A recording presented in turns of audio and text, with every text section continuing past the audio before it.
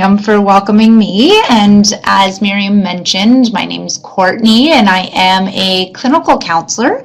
I do work part-time for the society here. So I'm here on Fridays, and some of you I may have connected with. I used to work actually in the role that Miriam works in now in the past. So we may or may not have crossed paths before.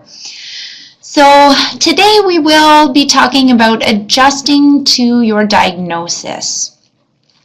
And so I'm going to go over an outline of what I will be covering today. So as you can see, I will first start by defining the terms adjustment and resilience. I will then discuss the 5 stages of grief. We'll then break it up and do a short, I'll have you do a short exercise, which I call a strengths exercise, and then followed by a bit of discussion on depression and anxiety, as well as some strategies for coping and treatment. And finally, I hope to give you enough time to have a lot of questions and comments for me. So let's get into it. What is adjustment?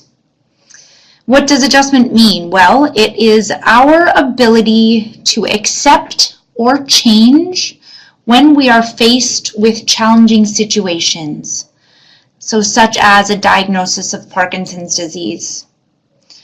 And what does resilience mean? Well, it is our ability to cope with challenging situations and to build upon our strengths to protect and promote our well-being. So how can you do this?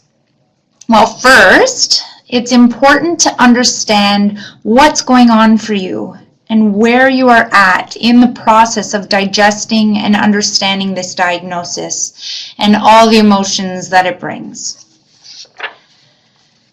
So often new diagnosis can come as either a shock, but also it can be a relief. So for many of you, the diagnosis may have been a complete shock, but a lot of my clients actually say, it was a relief after years of perhaps not knowing what was going on for them, but feeling certain symptoms. So finally having an answer was somewhat of a relief for them. But regardless of whether the diagnosis came as a shock or a relief for you, it likely came with a variety of emotions that are often quite overwhelming to experience. And during this time, feelings of loss are very common. So, having thoughts like, you're losing your identity, or perhaps you have to lose your job, the loss of your health, or maybe the loss of how you viewed your future to be, and maybe the loss of being able to do certain things. So lots of loss, and these feelings of loss can often lead to the grieving process. And so what does that look like? Well, it's going to be different for each of you. So the first step is becoming aware and accepting where you are at in terms of processing all these emotions. So remembering this is a personal process. There's no right way to go through these emotions. There's no rule book, unfortunately. So it's important that you practice self-compassion and be kind to yourself. And what I mean by that is trying to let go of judgment. I should be feeling this way, or I shouldn't be feeling that way. It's not very helpful. And again, there's no right way to go through this. So trying to adapt to this new reality for you is what's important. And it will allow you to work toward making a commitment to yourself to move forward. So we're now going to look at those 5 stages of grief that I mentioned. And so as you can see, those are denial, anger, bargaining, depression, and acceptance. And these 5 stages were first introduced in 1969 by a Swiss psychiatrist named Elisabeth Kubler-Ross. And you may or may not have heard of these before, but for some time they were quite misunderstood. They were believed to be a sort of hard and fast rule for how you deal with grief. But they're in fact simply a framework for identifying what we might be feeling in hopes to make us better equipped to cope with all these emotions. So it's important again to note that grief is unique to each of us. And so not everybody will necessarily experience these stages, but they are a common experience among those grieving a loss. And so in order to understand these, it's important to recognize the signs and symptoms and to also realize that you may experience some of these stages. You may experience one. You might bounce back and forth between a few of them. So it's not a sort of linear process. It's mostly just a framework. So let's break them down. The first stage is denial. And this is often the first reaction to loss, and it involves denying the reality of your situation. And it's a normal response to very overwhelming emotions. So our brain uses denial as a defense mechanism to buffer us from the immediate shock of a loss or of this diagnosis. And we're often not ready to face it yet, so our brain tries to protect us, saying things like, oh, I don't actually have Parkinson's, maybe the symptoms are something else, I should get another opinion.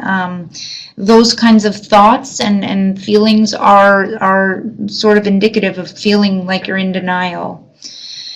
And denial is usually a temporary response to the first wave of painful emotions that this diagnosis might have brought on, but it can often last longer. And so that leads us to the next stage, which is the anger stage. And so this can often occur when denial begins to wear off and reality starts to set in. Painful feelings might still be present. So you might feel unprepared to deal with this reality. And so our emotions can be redirected and often expressed as anger. So you may express anger and blame toward others. So for instance, perhaps the neurologist who diagnosed you, or anger toward loved ones because they don't understand, but also commonly anger toward yourself and blame toward yourself, thinking that you did something wrong or re-examining things in your past that could have led you here. And rationally, blame can't solve much, but emotionally you're very angry and resentful. And these feelings of anger and resentment can typically cause feelings of guilt or shame, which then just makes us more angry. And you can see how this can cause a vicious cycle. So the next stage is the bargaining stage. And this stage is often sparked by a person's need to regain control. So it's often an attempt to negotiate your pain away. So we don't want to be dealing with what we're dealing with. We might have persistent thoughts about what we or others could have done differently in order to prevent the illness or diagnosis. We might even make promises to a higher power in return for the diagnosis to be taken away. Or, have thoughts like, if I were a better person, then this wouldn't have happened. You might also, again, think about things you could have done differently or how wonderful life would have been if it weren't for this diagnosis. So this is all bargaining. And then the next stage is depression. So some may experience this when they come to realize the extent of their loss or the reality of their situation. Because they're no longer in denial or suppressing and redirecting their emotions through anger and bargaining, this is when emotions can really take over.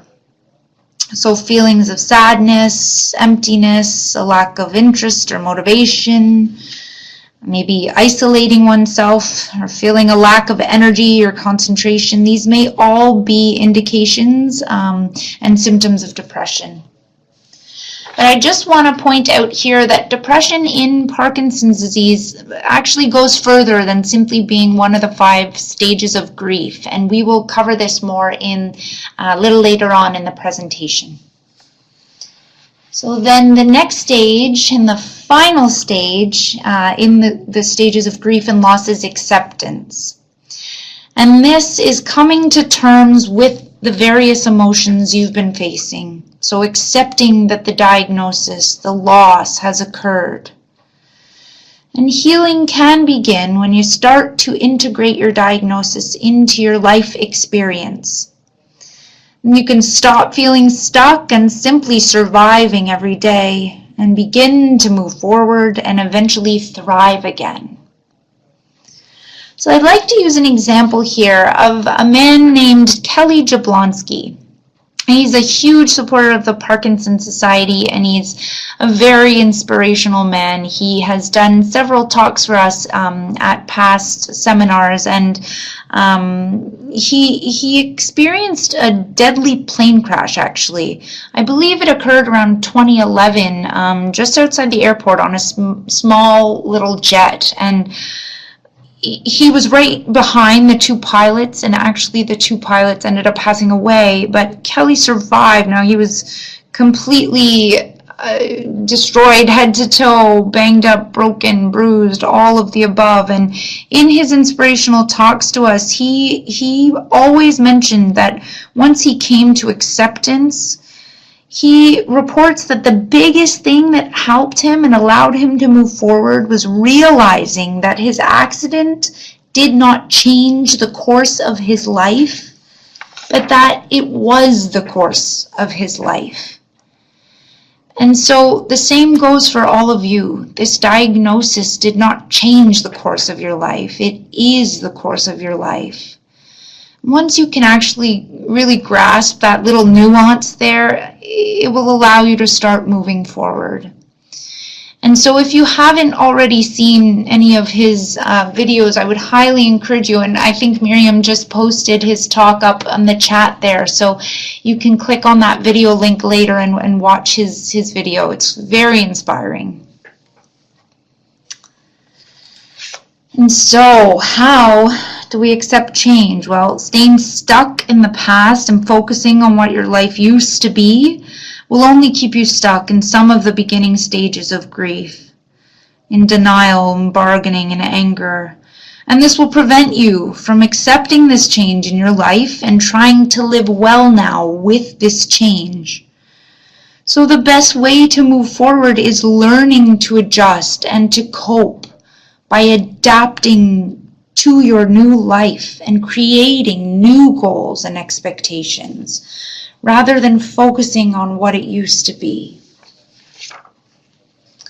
And so again, how do we do this? Well, when we are faced with a change or a loss like a diagnosis, there are often two responses that people can have. And so that is changing the situation or changing your reaction to the situation.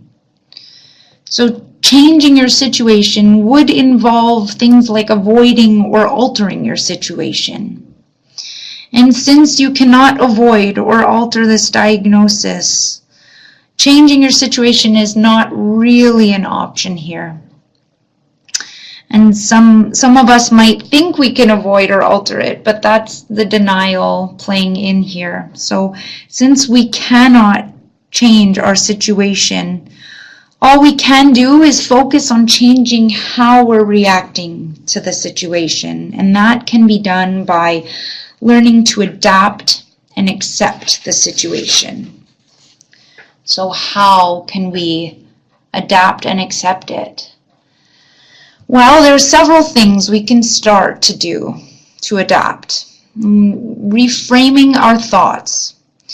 So this is something that can help us remove limited beliefs we've created that are keeping us stuck. So our thoughts are our perception, and they're not often true. When we get stuck in negative thoughts, they can spiral downward. So trying to recognize that we are being negative and focusing on the past. And once we can recognize we're doing that, we can try and stop and reframe those negative thoughts to more realistic ones that are more helpful. and trying to turn the fear of the unknown into curiosity. So educating yourself. If you feel like something might be happening for you, or you're unsure of a certain symptom and you're just worried about it and afraid of it, educate yourself, find out more about it. Is there anything you can do about it? And trying to adjust your expectations. So learning to focus on what you can do rather than what you can't do. Because again, that's not helpful. And trying to take a positive and proactive stance. So many neurologists report that symptom deterioration is often significantly lower in those who take a positive and proactive stance to their diagnosis. So they don't deteriorate as quickly if they're being positive and proactive. And so the mere fact that you're all logged into this webinar and probably have been listening to the series so far tells me that you're being proactive and wanting to educate yourself. So that's a great first step. And so how do we accept? Well, sharing your feelings, trying to create some room and space for painful feelings and urges and sensations, and allowing these painful feelings and urges to come and go. We often, as humans and in our society, we are so unaccepting of discomfort. So the minute we have feelings that are anything but comfortable, we bolt. We do something to distract from them, or we shove them under the rug and we think we are avoiding them, but really they're just brewing under the surface. So if we can learn to simply realize that our feelings and emotions are simply that, and they are impermanent, meaning they aren't going to be here forever, they come and go. If we can recognize that, we can learn to sort of observe them, but not to cling on to them and get really, really caught up in them. So by sharing our feelings and acknowledging them, we can recognize what's going on for ourselves emotionally, and we can let them go a lot faster than if we just avoid and bolt and shove under the rug. And learning to forgive and let go.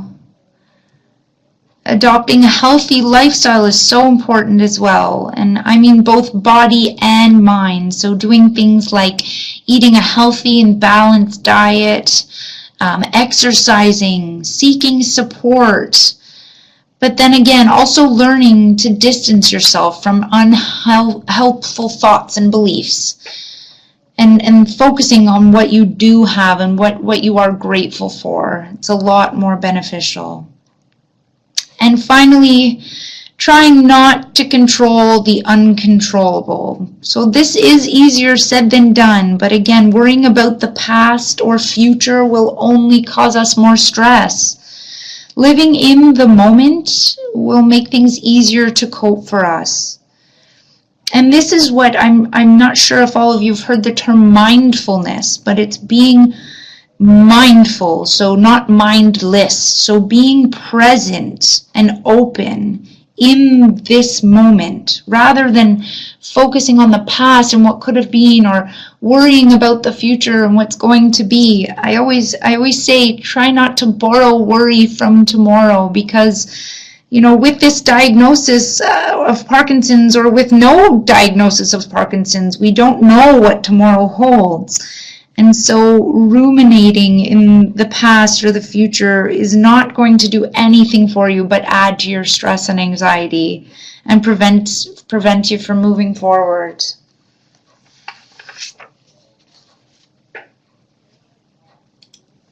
So we're going to take a moment now and do that exercise I was talking about at the beginning. And so I'm going to give you about 3 minutes to do this. And so if you do have a piece of paper and writing utensil in front of you, you can grab that. Otherwise, I encourage you just to sit back and think about this. Now, I want you to think of a challenging situation that you've gotten through in the past. And I want you to come up with 2 to 3 ways that you've gotten through this in the past. So things maybe like seeking support, or maybe you got really organized and made to-do lists. Maybe you did things like connected with nature or found a healing practice like yoga or music or meditation. I'm going to give you 3 minutes now to do this, okay?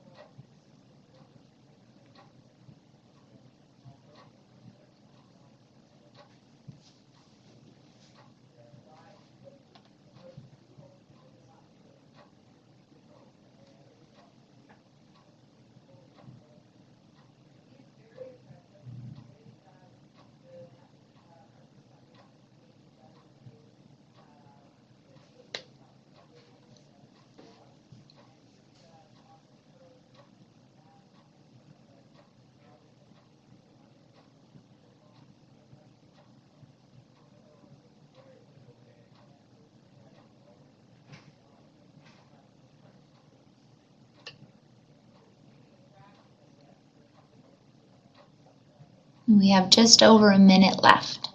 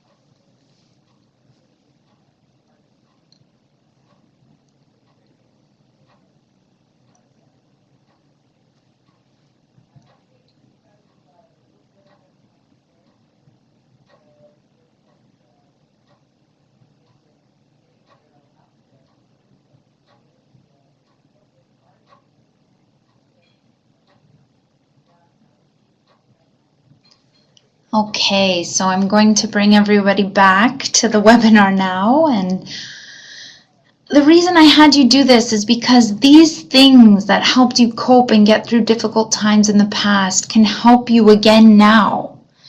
And most of us have gone through difficult things that we've gotten through in the past, and so we can call on these again to help us. And if we do remember these things, they can help us build up our resiliency and coping skills to be able to deal with this diagnosis going forward. Sometimes simply relying on the fact that you have gotten through difficult times in the past will be a comforting thought to remind yourself of. So often in moments of stress, I have clients that will say to themselves, I have gotten through hard things before, I will get through this. And it's often a comforting thought. So I just want to point out that most of us have gone through difficult times, but you may have no idea what helped you, and maybe you struggled with this exercise. So in that case, I would encourage you to ask a friend or a loved one, what they remember you did in that difficult time, or ask them what has helped them get through challenging times, because often there's a lot of overlap with what helps people. Okay, so we're going to shift gears now and revisit the depression and anxiety that I had mentioned at the beginning. So again, depression is not only one of those stages of grief we covered, it is also another part of Parkinson's. So approximately 50% of people with Parkinson's disease will experience mood changes. And often these symptoms may be noticed before the motor symptoms are even noticed, sometimes even years before.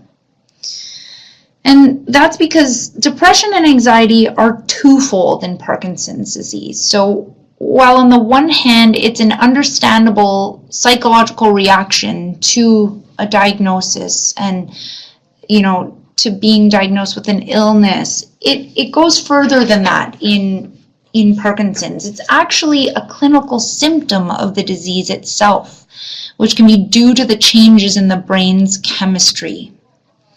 So the same pathways in the brain that create dopamine, which I believe we should all know now is impacted in Parkinson's disease, this pathway also creates the hormonal neurotransmitter called serotonin. Some of you may or may not have heard of this before. Serotonin regulates things like our mood and our appetite and our sleep. And so because this entire system is altered in Parkinson's disease, it may be the reason for the clinical symptoms of depression and anxiety. And so what exactly is depression? Well, it is a term used too loosely in today's society. People often saying, oh, I'm so depressed today, or I'm this, or I'm that. But it's more than simply feeling sad or blue or having, a few rough days. It's persistent sadness and lack of interest or pleasure in certain things, heightened emotions, so often a lot of crying is involved, and several other symptoms like fatigue, changes in sleep, changes in weight and appetite. And these often occur every day for at least 2 weeks. And that is defined as a major depressive episode. And there's more to it than that. It often impairs the individual and becomes evident in several areas of their life. So in social areas, occupationally, so on the job, maybe relationally, so in your relationship. So it impairs you in several different areas. And what is anxiety? Well, anxiety is an alarm system in our body, and it's something that's evolved over millions of years for the human species. It's our body's response to a threat, and this threat can be either real or perceived. So it's a little bit confusing, but in early history, when humans were evolving, we had to survive against our threats. And so those were things like predators, like wolves, bears, tigers, lions, whatever it might have been back then. And we were, as a human species, we were able to do that. We were able to survive. And that is because of this alarm system, which is called the fight or flight response. So again, this is our body's response to a threat. And what happens in our body is we have an increase in heart rate, an increase in blood pressure. Often our breath becomes very short and shallow. We can secrete stress hormones like cortisol and hormones like adrenaline, which increases the blood flow to the muscles. This is all in preparation to allow our body to be strong and powerful enough to either fight this threat or run away from it, flee from it. So that's fight or flight. And this happens within an instant, within a heartbeat. This system turns right on and it works for us. But again, as I mentioned, the threat can be either real or perceived. So fast forward to present day, we may not, have to survive against threats like those predators, We might have what is known as perceived threats. So feeling stressed about, paying bills or having to deal with this diagnosis. Those are threats. Our brain does not distinguish the two. And so chronically being stressed, we can live in this constant state of, having this system turn on for us. And so if it's ongoing, we can develop anxiety disorders. So feelings of panic, excessive worry, fear or uneasiness, problem sleeping. We can even develop things like heart palpitations. So if we don't sort of manage the anxiety and the stress, it will take over, and we will be constantly living in this state of alarm. I hope that makes sense. I know it is quite a lot of information. And so how can we relax, and how can we respond to this fight or flight response? Well, there is such a thing as relaxation response. So it's something that is as simple as deep diaphragmatic breathing. So what is that? Well, that's breathing through the diaphragm, which is under the ribs, and it's done very slowly and calmly. And this practice, if done correctly, so I said it's quite simple, but to get the actual practice down right does require some practice. But what it does is it immediately lowers the blood pressure, turns off that secretion of hormones in the brain, it lowers the heart rate, it strengthens and deepens that short sort of hyperventilation type of breath, and introduces a better oxygen carbon flow into the body. So it turns off that fight or flight system. And so how can we do that? Well, I typically ask people to give it a shot. Now, it's kind of hard because you can't see me, but I often get people to put one hand on their chest and then the other hand on their belly. So that's sort of where the diaphragm is. And I encourage you to just take a regular deep breath in. So if you do that, you often notice that the hand on the chest is the hand that moves, and that's because we're used to doing breathing from our chest.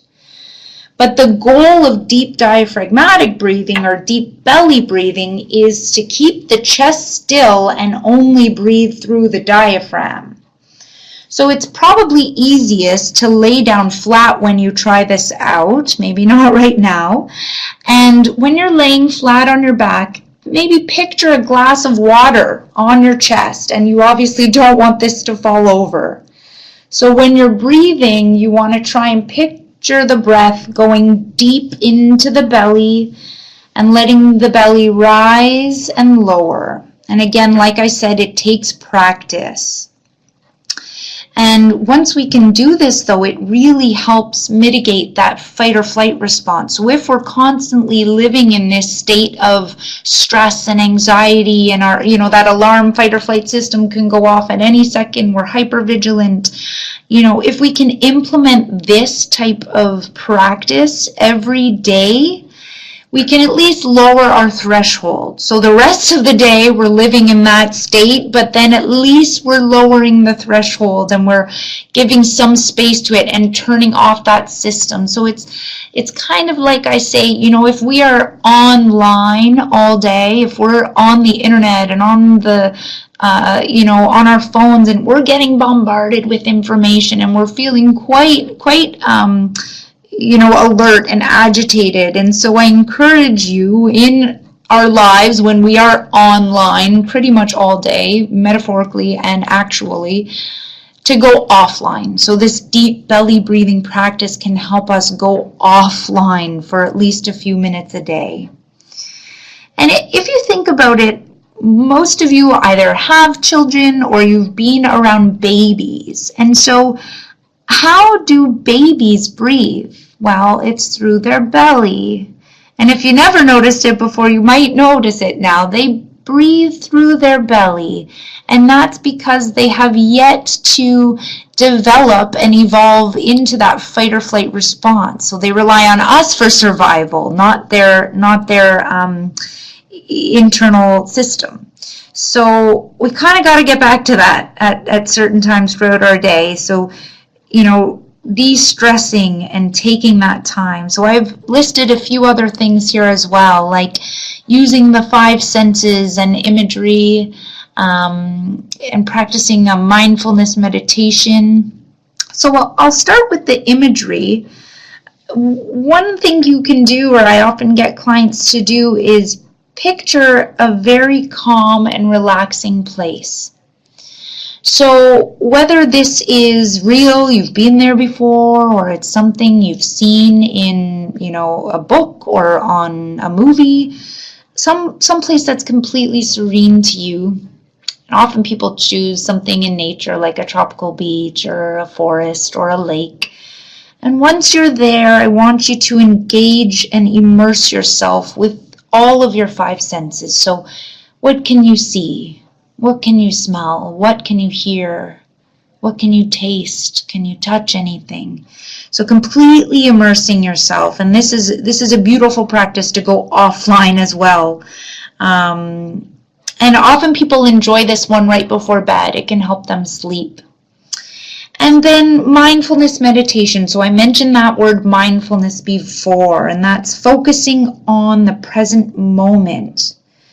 And a mindfulness meditation, you can use your breath as an anchor. So now that we've learned that deep breathing.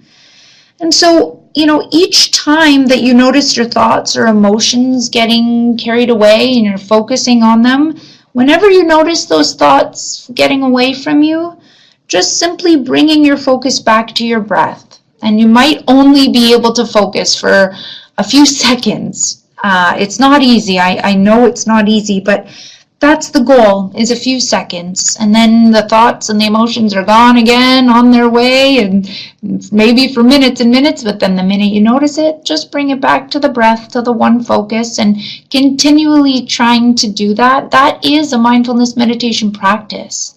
And, the idea is with over time, you can hopefully keep your mind in that one moment, focusing on the breath for a little longer. But it's just a practice, and we just have to keep trying it. And so you'll see here I've written, practicing these strategies for 10 to 20 minutes daily has been proven to reduce symptoms of anxiety.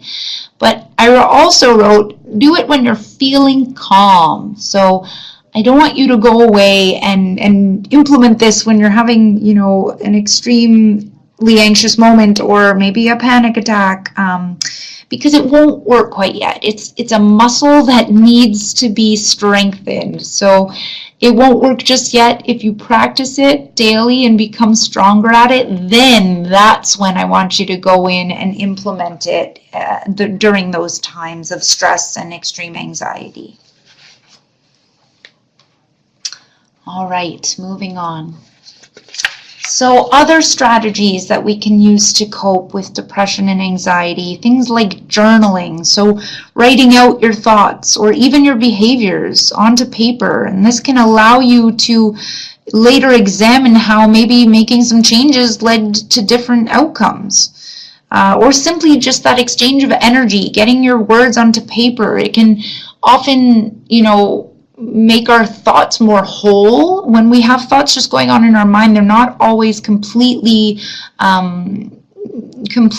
filled out. And so when we can write it down, it can really help us to get that energy out and to understand what was going on for us. And if, journaling isn't something for you, then maybe creating art. Maybe you're someone who enjoys drawing or playing music or painting, things like that. That can really help us. Again, practicing that mindfulness. It'll allow you to become less reactive overall if you can practice it daily. Seeking counseling so you can learn all these things I'm talking about in more depth and have a more individualized focus. And thought challenging, so challenging those negative thoughts. And I have the word self-talk here. So we are always talking to ourselves, which is self-talk. We have an ongoing dialogue in our minds. And again, we often believe our thoughts, and they're just our perception. They're often not true. So challenging them, what's a more realistic thought? It would be wonderful if you could go from a negative thought to a positive, but I know that's a stretch, so I often suggest even just trying to neutralize the negative thought to something more rational. That can be a stepping stone. And if you can come up with a more positive one, great, but at least neutralizing that negative thought and saying, you know what, this isn't helpful. Stop this, it's not helpful. Asking for help. This is a big one. I know that most of us feel like we're a burden and we don't want to ask for help. Almost all my clients say that. And it's really interesting, because then I ask them, well, what about if someone asked you for help? And instantly they say, oh, of course I would help them, no problem. So, why don't we allow those people to help us? It makes us feel good to help others. Why can't we give that to the individuals that want to help us, instead of thinking we're a burden? If we need help, give it a try. Ask, what's the worst that could happen? And laughing, humor, goes a long way. We often take everything so seriously, and so laughter and humor is so valuable. Getting away from those thoughts. Sometimes avoidance is good and distraction for a little while, so trying not to be so serious and stuck and caught up with it all. And so more treatments. Well, exercise is a huge one. Studies show that getting a cardiovascular exercise, so getting your heart rate up and getting a sweat on regularly and consistently, it actually increases those neurotransmitters in the brain, the ones that are being impacted by Parkinson's and the ones that impact us and can create these mood and anxiety problems. So getting that exercise in is such a great form of treatment. Implementing the stress and anxiety management strategies that we just reviewed, finding the ones that are right for you. Medication. Antidepressants can be very effective to treat depression and anxiety, but I would highly encourage that you consult with either your doctor or neurologist before looking into those. And there can be some contraindications with Parkinson's medication, so look into that first.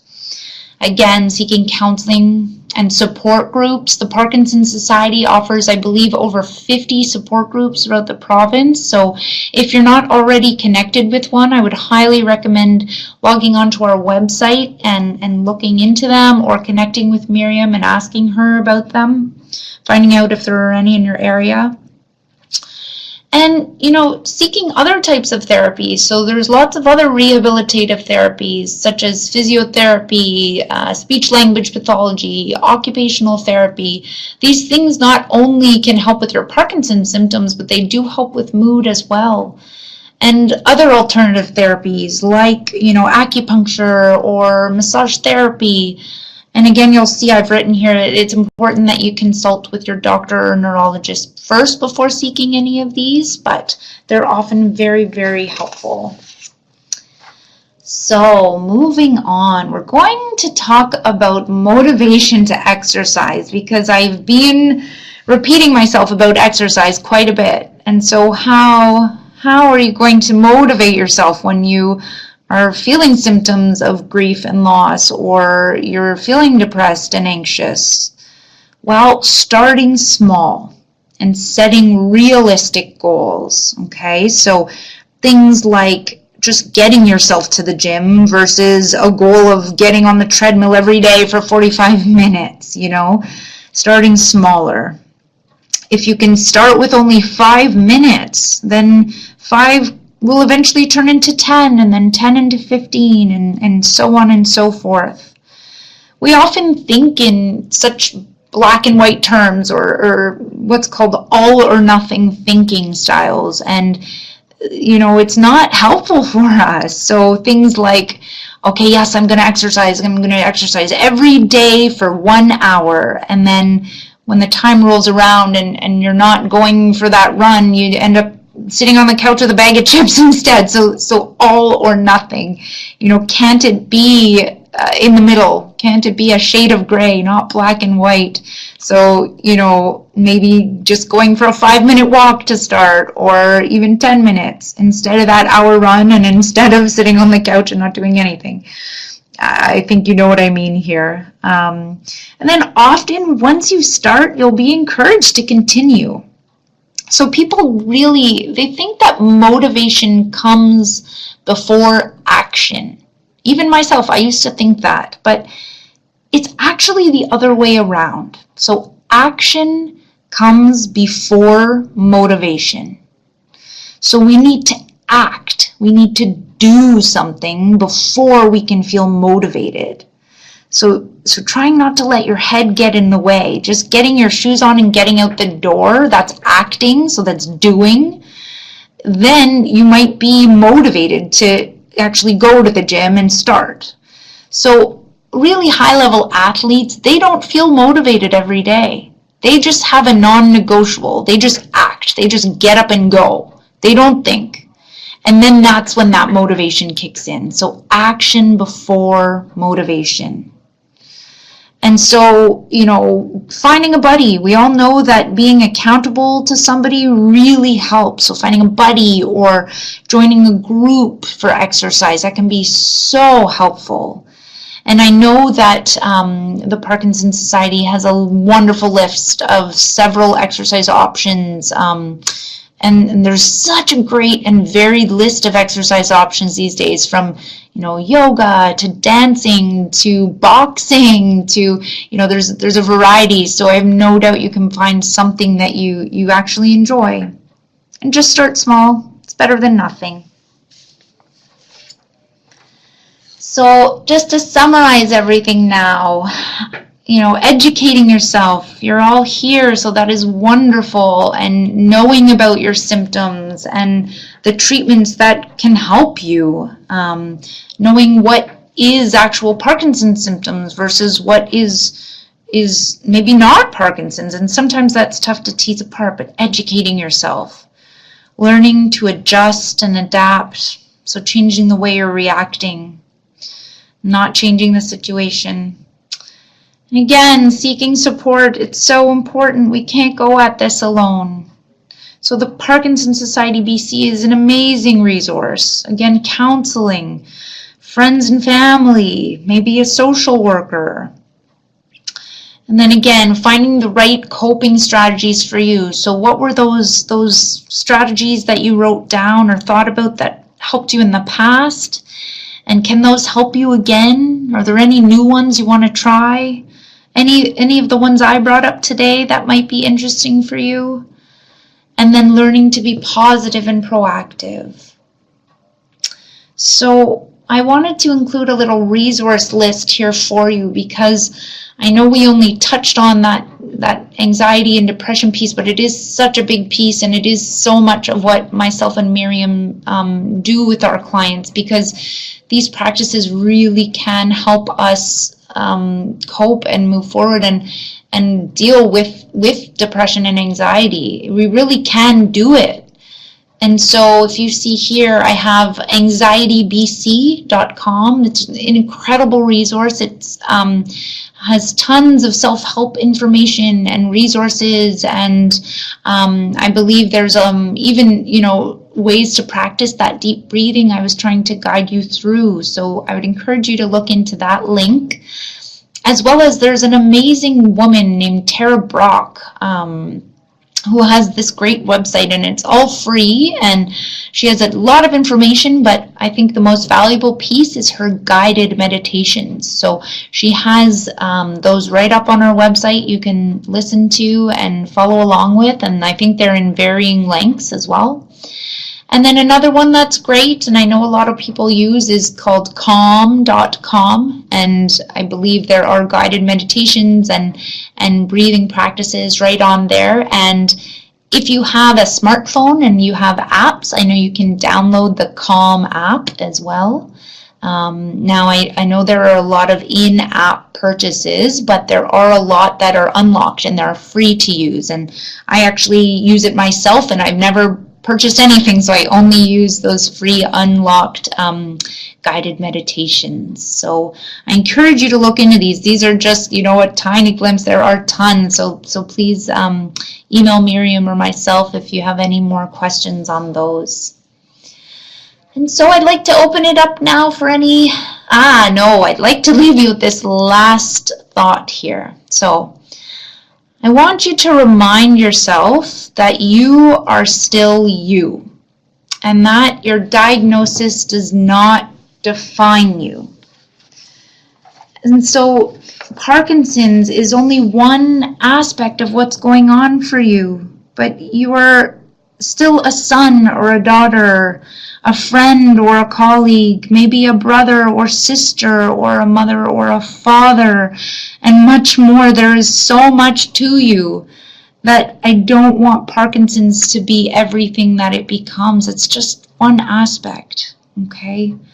So if you can remember that, it's very important. Remind yourself of that. All right.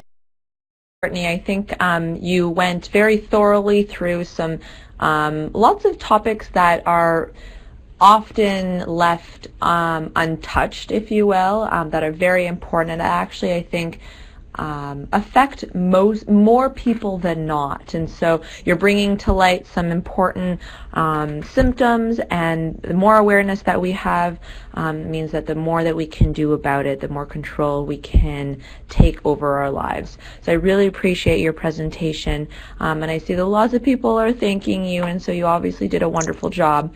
As she said, we have recorded and will provide some handouts for our webinar series, and so that will most likely happen at the end of our 4 weeks. So at the end of November, we're going to send out an e-blast with the resources available. So without further ado, I just want to end today saying thank you to you for participating. We really appreciate you coming online, taking this hour in the morning on Friday of the long weekend to join us. So we really appreciate it, and I hope you have a good rest of your day.